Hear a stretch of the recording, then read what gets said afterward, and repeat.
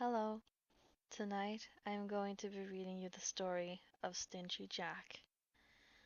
Long ago, in a small village in Ireland, lived a drunkard named Stingy Jack.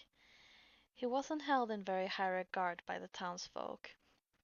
One evening, Satan overheard stories of the devious deeds of Jack and decided that he must have this fellow's soul. Jack may have been stingy, but he was quite clever. When Satan came to collect his soul, he successfully made the case that at the least Satan could do was allow him to have a final drink at his favorite pub, after which Stingy Jack left Satan on the hook of the tab. Jack suggested he'd turn himself into a coin to pay the bill so that they could be off on their journey to the underworld. Satan was fooled by Jack, took the coin and put it in his pocket alongside a crucifix, therefore trapping Satan in his pocket. The devil begged and pleaded, and only upon agreeing to leave Jack alone for 10 years was he released. Exactly 10 years later, Satan found Jack stumbling home from the pub. With a heavy sigh, Jack looked up the devil, knowing full well that he intended to drag him to hell. Jack made the request of Satan to climb a nearby tree to grab him a final snack to eat before the journey southbound.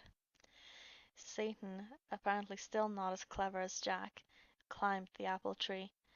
While Satan was climbing the tree, Jack carved a cross into the trunk, thereby trapping Satan up the tree. The devil begged and pleaded, and only upon agreeing to never take Jack's soul to hell was he released.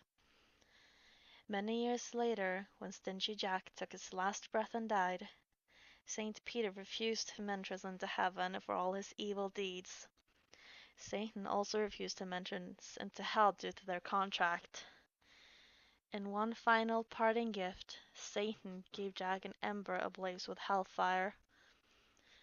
Alas, Jack was stuck roaming the earth with only a carved turnip glowing with hellfire to light his way.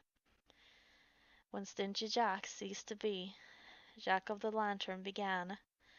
On Halloween night, keep an eye out for a restless wandering soul every time you see a jack-o'-lantern, for it may just be the hellfire glow from Jack's lantern. Thank you for listening to this story. I hope you've enjoyed it. Good night.